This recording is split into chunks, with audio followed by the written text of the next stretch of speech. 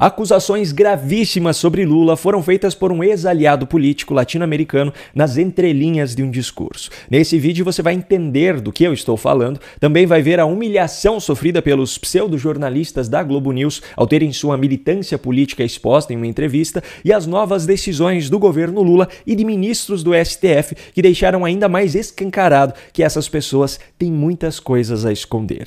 E eu começo já por esse último ponto. Alexandre de Moraes deu mais uma demonstração de que já não faz questão nenhuma de disfarçar o seu viés autoritário. Felipe Martins, ex-assessor de Bolsonaro, passou 6 meses preso a mando de Alexandre de Moraes por conta de uma viagem que supostamente ele teria feito para os Estados Unidos. Durante todo esse período foram apresentadas diversas provas de que ele estava no Brasil, mas Alexandre de Moraes ignorou todas elas. Até que alguns dias atrás, em um lampejo de justiça, o ministro autorizou a soltura de Felipe Martins, só que aplicou a ele uma série de restrições, como não poder fazer uso das redes sociais e não poder se comunicar com outros investigados da suposta trama golpista. Com Felipe Martins em liberdade, a Folha de São Paulo resolveu entrevistá-lo, afinal ele provavelmente tem muita coisa para contar ao público. Mas aí vem o ministro Alexandre de Moraes, cujas irregularidades dele e de seus auxiliares foram expostas nas mensagens publicadas por essa mesma Folha de São Paulo, e resolve censurar essa entrevista. O motivo apresentado pelo ministro para proibir essa entrevista é de que ela violaria uma das condições colocadas por ele para a soltura de Martins, a de não haver comunicação com os demais investigados. Pelo menos a preocupação de Moraes nesse caso faz todo sentido. Afinal, nessa matéria que seria publicada para todo o Brasil, Martins poderia deixar uma mensagem secreta para outros investigados. Depois, Bolsonaro, por exemplo, poderia responder com outra mensagem secreta em uma entrevista a qualquer outro jornal e ninguém teria como saber o que eles conversaram. Bom, tanto sentido quanto essa preocupação de Moraes teve a decisão do presidente do STF, Barroso, em relação ao próprio ministro Alexandre de Moraes. Barroso analisou um pedido para que Moraes fosse substituído na relatoria do caso de Eduardo Tagliaferro, um dos envolvidos no caso das mensagens vazadas entre auxiliares de Moraes. Mas Barroso rejeitou esse pedido, pois entendeu que não há problema nenhum no fato de o inquérito ter como julgador, investigador, vítima e também autor de irregularidades a mesma pessoa. Quem poderia haver problema nisso, não é mesmo?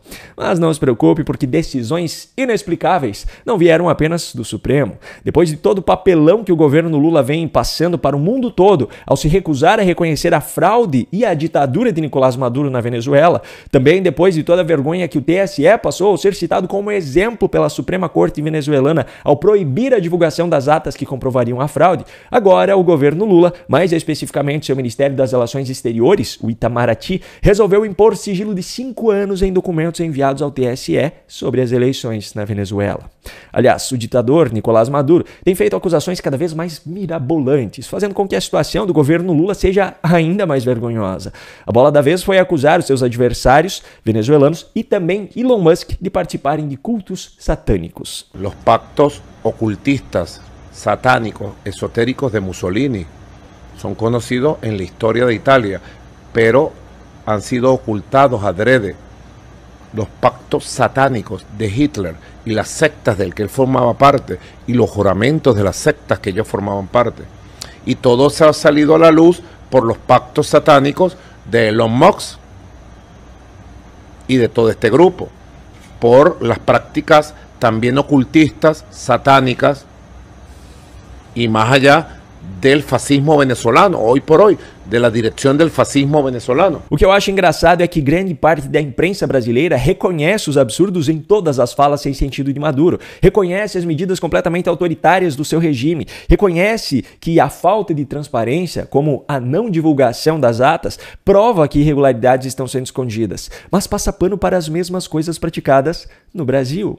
Prisão em massa de manifestantes na Venezuela é ditadura. Aqui no Brasil é a salvação contra uma tentativa de golpe. Sigilos impositivos na Venezuela são tratados como ditadura. Sigilos impositivos aqui no Brasil são chamados de proteção à democracia. Só que, de vez em quando, essa imprensa militante dá de cara com alguém que não mede suas palavras. Eu venho falando há um bom tempo e vou falar novamente. Se Pablo Marçal seria um bom prefeito para São Paulo, isso vai da avaliação de cada um. Mas um fato é incontestável. Ele é o candidato que a imprensa merece. Ao ser sabatinado pelos pseudojornalistas da Globo News, ele foi confrontado com acusações de que integrantes do seu partido têm relação com organizações criminosas e também sobre sua relação com o influencer fitness Renato Cariani. Só que esses pseudojornalistas não esperavam que Marçal trouxesse um argumento que derrubaria completamente a credibilidade do jornalismo deles: o costume de passar pano para Lula. Se provar, pague. Se não provar... Como é que o senhor justifica essa proximidade com um réu por tráfico de Ele é o drogas? maior influenciador de fitness do Brasil. Ele me desafiou num podcast. Eu não vou pegar a ficha criminal da pessoa, vamos lá, o que você está devendo e para quem? E outra coisa, se isso fosse alguma coisa, a gente não aceitaria o presidente Lula ser presidente. Ele que desviou mais de 1 trilhão com a quadrilha que ele tinha, ele recebeu 9 anos de cadeia, 9 juízes, 3 instâncias, depois de 580 dias, por uma graça de alguém que é amigo na política, foi e descondenou ele. Se aqui fosse o lugar para discutir moralidade, a gente tinha que tirar o presidente do Brasil. A partir disso, começou uma mobilização em massa entre a equipe da Globo News na tentativa de mudar de assunto ou de interromper o candidato. Candidato? A gente tá falando de Não, tá falando de justiça, de lógica. de facção criminosa. Mas é uma facção aí também. O PT é uma facção criminosa. O que é isso aí? O que eles fizeram no Brasil, vocês esqueceram? Candidato? Se for para moralizar, nós precisamos falar do assunto do jeito que ele é. Candidato? Porque do jeito que você está falando, está concorrendo a vaga para pastor, para padre aqui. Só tem que falar do seu partido. Eu tenho que falar do Brasil. A pergunta Depois da desmoralizada São que o PT... Só um pouquinho. Depois que o PT fez o que fez, Camarote, aqui não é uma discussão disso, não. Se não fosse os gastos bilionários de dinheiro do povo brasileiro com financiamento de campanhas, eu até gostaria que houvesse eleições todos os anos, só para ver com mais frequência esses pseudojornalistas ouvindo aquilo que grande parte do povo brasileiro gostaria de lhes dizer. Agora, por falar em organização criminosa, desvio de dinheiro e tudo mais, acusações nesse sentido também foram feitas a Lula por uma outra pessoa. Só que a gravidade nesse caso é muito maior por conta de quem partiu essa fala.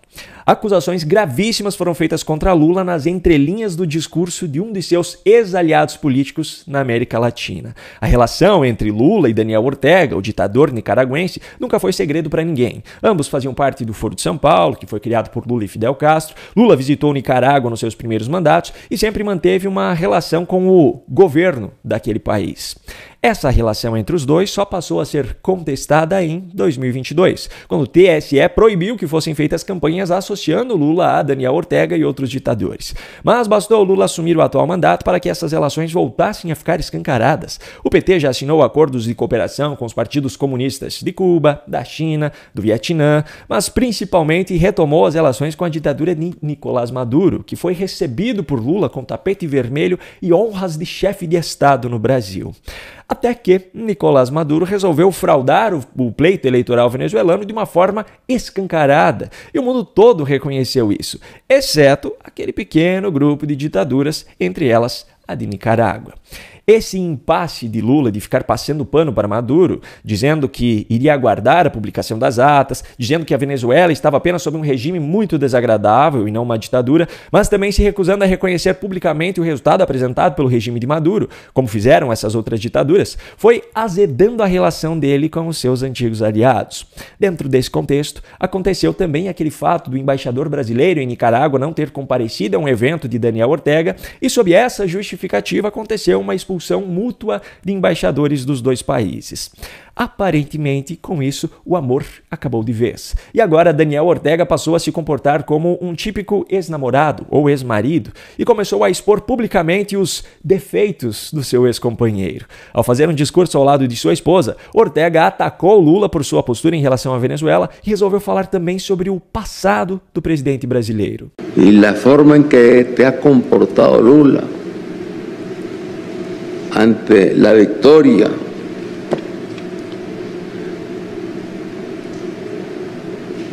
del presidente legítimo de Venezuela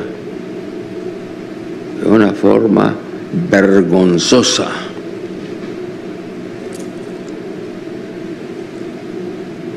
Vergonzosa. Repitiendo las consignas de los yanquis, de los europeos, de los arrastrados, gobiernos arrastrados de América Latina. Te estás arrastrando también, Lula. Te estás arrastrando, Lula. Y no me digas que tus gestiones fueron extraordinarias. Sí, fueron extraordinarias en algunos campos cuando fuiste el presidente por primera vez. Pero recordad también los alborotos, los escándalos, los lavallatos. Acordate bien de todo eso. O sea, no, aparentemente no fueron gobiernos muy claros, muy limpios. Acordate, Lula. Y te podría mencionar una docena de cosas más. Se querer que te respete, respetame. Só que as entrelinhas de um discurso sempre entregam muito mais do que o esperado. Eu não sei se você reparou nisso, mas logo após citar os escândalos revelados pela Lava Jato e dizer que o governo Lula não havia sido tão limpo, Ortega falou isso aqui. Acordate, Lula. E te poderia mencionar uma docena de coisas mais. Agora me diga, se os escândalos expostos pela Lava Jato foram citados abertamente por ele, mas ele ainda disse que há outras coisas que ele poderia mencionar, mas não mencionou, o que Ortega sabe sobre Lula que ninguém está sabendo? Que coisas são essas que ele ainda poderia mencionar? Depois dessa, não é de se duvidar que Ortega seja surpreendido em casa com uma visita de Lula e que receba um buquê de flores e um pedido de joelhos para voltar. Um grande abraço e até a próxima.